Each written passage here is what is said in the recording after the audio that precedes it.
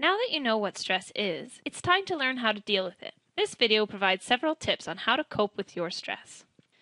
Changing a stressful situation when possible is the best solution. But as a student, you know that sometimes stressful situations like an exam can't be avoided. When we can't change the situation, changing our attitudes or perception of the situation may be the next best thing. Each time something happens to us, information about that event enters our mind.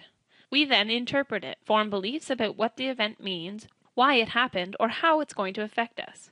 While we can't always control the event that happened, we can control what we think about the event, which in turn shapes our feelings about them. A good example is being stuck in a traffic jam. Most often when this happens, there's nothing you can do. Your first reaction may be thoughts such as, "This is the worst thing ever," and feelings of stress, anger, and frustration. But what if instead you thought, well, because there's nothing I can do to get out of this, I'm going to turn up the radio and relax. That would probably lead you to feel a bit less stressed out. Those two opposite thoughts are both considered to be examples of self-talk, or an internal dialogue.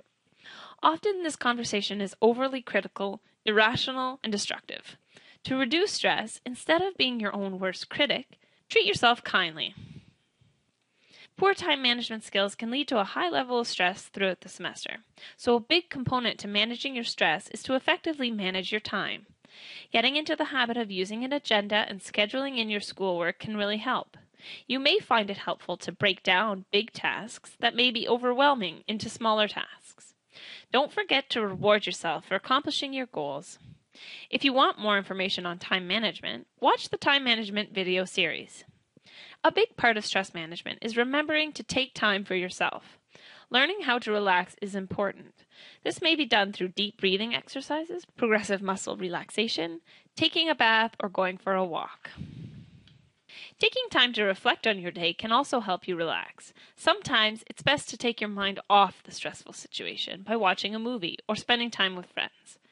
Make a list of all the activities you find relaxing. Surrounding yourself with people who care is one of the best ways to cope with stress. Talking things out with a friend over a cup of coffee can provide the encouragement you need to help you cope with the stress you're feeling. Either talking it out or writing it down can provide you with clarity and some perspective. Maintaining a healthy lifestyle is essential for coping with stress. Exercise increases our ability to concentrate, leading us to become more effective and more efficient when doing schoolwork. It also produces natural endorphins that help us to feel more calm and a more positive mood. Exercise also has a positive effect on our sleep. It allows us to fall asleep faster and improves the overall quality of our sleep. Healthy eating plays a critical role in your ability to deal with times of extra stress. Stress may weaken your immune system and increase your body's need for certain nutrients. If you live off fast food or frequently skip meals, you are more likely to perform poorly or get sick during stressful times.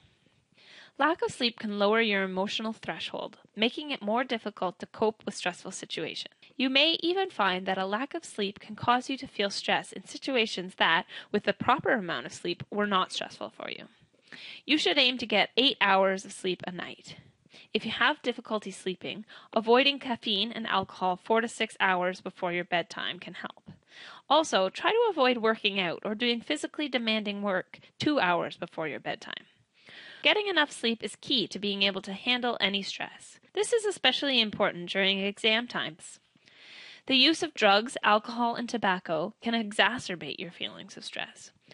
High-risk drug use can lead to poor decision-making and a variety of physical effects that may affect you mentally and emotionally.